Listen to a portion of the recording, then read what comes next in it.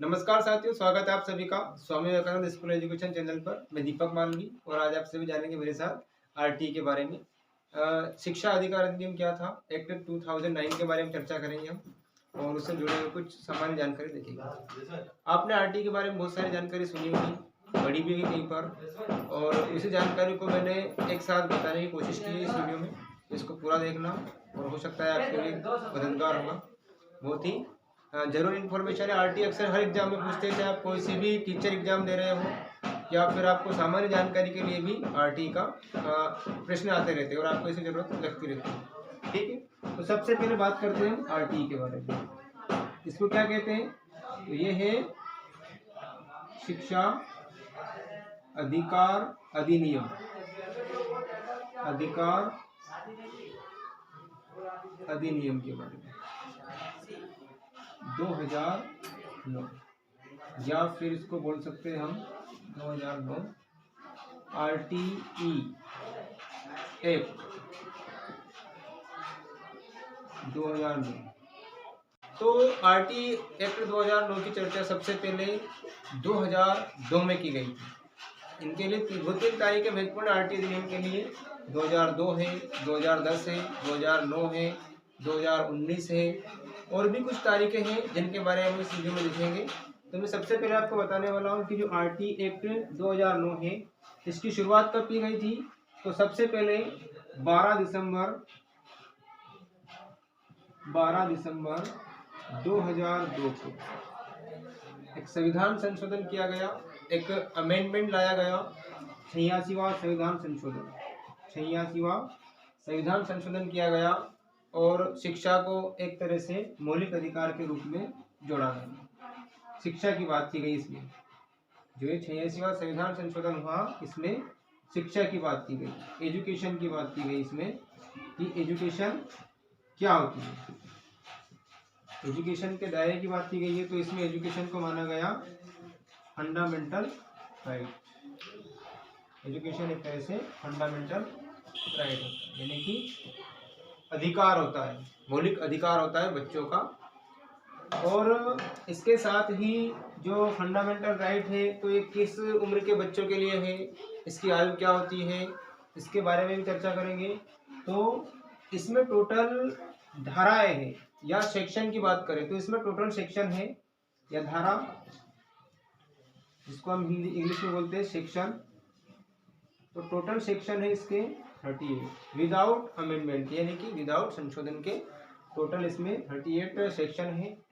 और इसका जो सेक्शन 21A, सेक्शन 21A जिसमें जिक्र किया गया है 6 से 14 वर्ष के बच्चों की निःशुल्क और अनिवार्य शिक्षा की बात की गई है सेक्शन 21A के अंतर्गत। उसके बाद एक और सेक्शन की बात करते हैं तो सेक्शन 51K, इसके अंदर बात की गई है पेरेंट्स रिस्पॉन्सिबिलिटी की। तो पेरेंट्स होते हैं ना, उनकी जिम्मेदारी क्या होगी उसके बारे में बात की गई है आर्टिकल 51A के अंतर्गत। इसके टोटल आर्टिकल है 38 और इसमें 21A के अंदर की गई है 6 से 14 साल के बच्चों को निःशुल्क और अनिवार्य शिक्षा देना जरूरी है। और 51 में पेरेंट्स की जिम्मेदारी है कि पेरेंट्स उनको काम ना करवाए बल्कि उनको स्कूल भेजें।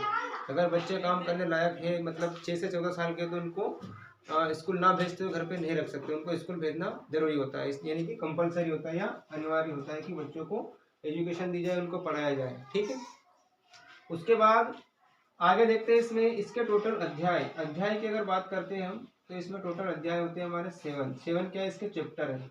टोटल अध्याय इसमें 7 है। 7 अध्याय में अलग अलग अध्याय में अलग अलग बारे में बात की गई है। तो यहाँ पर मैं आपको बता देना चाहता हूँ कि जो अध्याय 4 है, अध्याय 4 में बात की गई है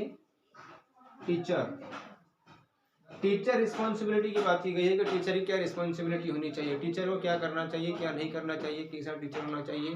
टीचर एजुकेशन की बात की गई है, टीचर ट्रेनिंग की बात की गई है। जो अनिवार्य शिक्षा है और जो निःशुल्क शिक्षा है इसका एक दायरा होता है कि 6 से 14 वर्ष के बच्चों को दी जाएगी, लेकिन ये नॉर्मल केस की बात है।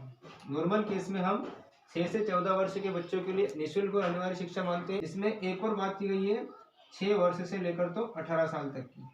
ठीक है, तो इसको यहाँ पे लिखते हैं हम 6 से 18 वर्ष तक निःशुल्क किनको दी जाएगी, तो वो किसको दी जाएगी, तो आरपीडब्ल्यूडी क्या होता है, तो एक प्रकार से शारीरिक रूप से जो अक्षम बच्चे होते हैं या विकलांग बच्चे होते हैं, फिजिकली क्या होते हैं, डिसेबल्ड होते हैं, उनके लिए 6 से 18 वर्ष तक क्या दी जाती है, निःशुल्क शिक्षा दी जाती है और इनको कंपलसरी भी माना गया है।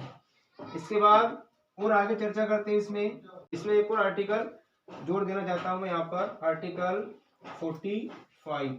आर्टिकल 45 क्या कहता है, तो आर्टिकल 45 कहता है कि 3 साल से लेकर तो 6 साल के बच्चे, 3 साल से लेकर 6 साल के बच्चों के लिए आंगनवाड़ी या फिर जो और भी बहुत सारे स्कूल होते हैं जिनमें अर्ली चाइल्डहुड के बारे मतलब अर्ली एजुकेशन की व्यवस्था की जाती है, उनकी व्यवस्था की जाए स्टेट गवर्नमेंट के द्वारा। बच्चों को या तो आंगनवाड़ी उपलब्ध कराई जाए या कहीं और उनको शिक्षा दी जाए जो छोटे बच्चे होते हैं 3 साल से लेकर 6 साल के होते हैं, क्योंकि 6 साल का जो बच्चा होता है उसको पहली कक्षा में एडमिशन दिया जा सकता है।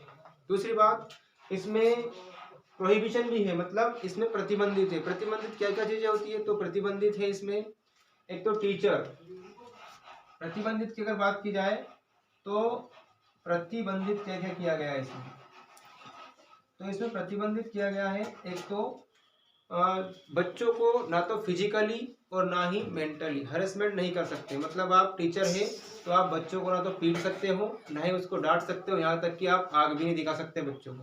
अगर आप दिखाकर उसको डरा रहे हैं मतलब आप बच्चे का हरेसमेंट कर रहे हैं, तो इसका पूरे तरह से प्रतिबंधित है आरटी एक्ट 2009 के अनुसार कि आप किसी भी बच्चे को मार नहीं सकते, पीट नहीं सकते, क्योंकि समझाना बहुत ही मुश्किल होता है। आप बच्चे को मार रहे हो तो मारना तो बहुत आसान है, अगर आप चाहते हो तो आप तुरंत गाल में मतलब चाटा जरूर लगा सकते हो आसानी से, लेकिन उसको समझाना तो कठिन काम होता है। तो इसमें चाटा लगाना या किसी प्रकार से उसको बोलना, धमकाना, ऐसी चीजें करना प्रतिबंधित है आरटी एक्ट के बारे में। इसमें और भी बहुत सारी डिटेल जानकारी है।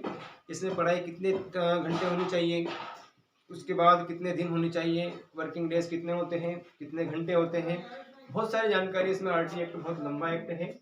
उसके बाद इसके टीचर रेशियो की बात कर सकते हैं हम, टीचर स्टूडेंट की बात कर सकते हैं कि टीचर स्टूडेंट रेशियो कितना होता है कितना नहीं होता है, इसके बारे में हम इसमें चर्चा कर सकते हैं। तो देखते रहिए, इसके आगे वाला जो हम पार्ट देखेंगे उसमें रेशियो देखेंगे, टीचर स्टूडेंट रेशियो देखेंगे, उसके बाद उनका वर्किंग टाइम देखेंगे, कितने घंटे पढ़ाना रहता है, और उसके बाद जो स्कूल का मैनेजमेंट है कितने दायरे में स्कूल होना चाहिए।